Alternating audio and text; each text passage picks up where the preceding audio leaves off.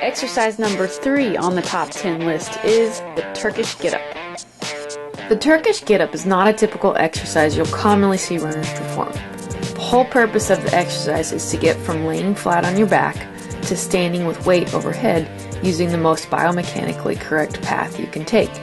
When you break it down, it's a 7-part move that requires perfect body alignment at every stage of the exercise. To many of you, this will be a very foreign and new exercise, but it's actually a very old exercise that has stood the test of time and has been around for well over 200 years. Even though it's not mainstream, you know it's an exercise that has a lot to offer when it's been around for so long. The main reason I'm including the Getup in the top 10 list is because it's a phenomenal exercise for teaching body alignment and awareness. Our previous 2 exercises, jumping rope and push-ups, were great for teaching head, trunk, and pelvis alignment. The Turkish Getup teaches these same things, but with an added emphasis on upper body and shoulder blade alignment. Now let's take a look at the different parts of the Getup. Part 1 of the Getup involves making sure you have proper setup. Laying on the floor, slowly press the kettlebell overhead. Position both legs out about 40 to 45 degrees from the midline of your body, and the opposite arm out about the same distance.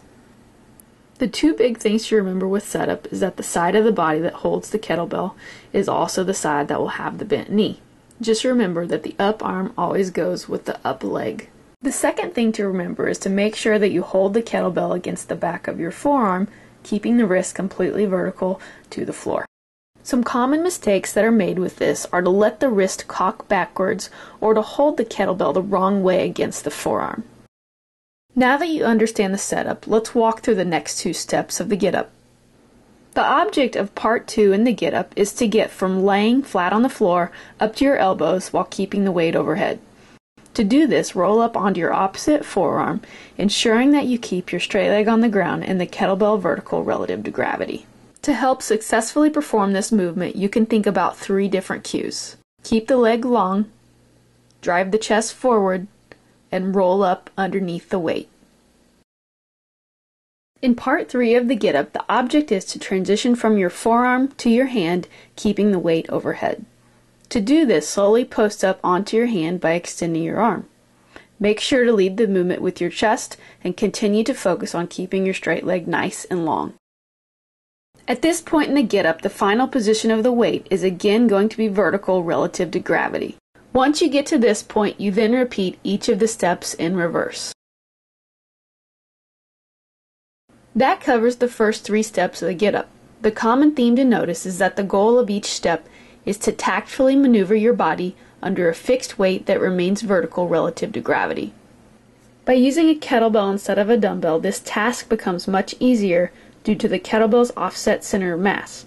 If your arm starts to pitch forward during this exercise, the weight of the bell will serve to give you feedback and pull you backwards, back to the position where the weight is again vertical relative to gravity.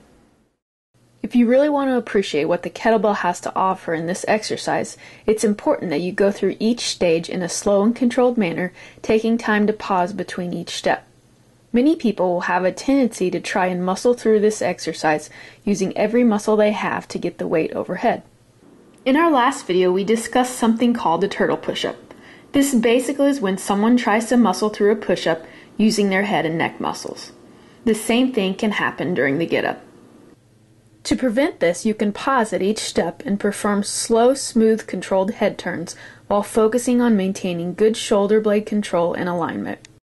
Good shoulder blade control requires that the arm contacting the ground remains long and pushed into the floor, while the arm with the weight packs down towards your spine with both arms stacked directly over each other.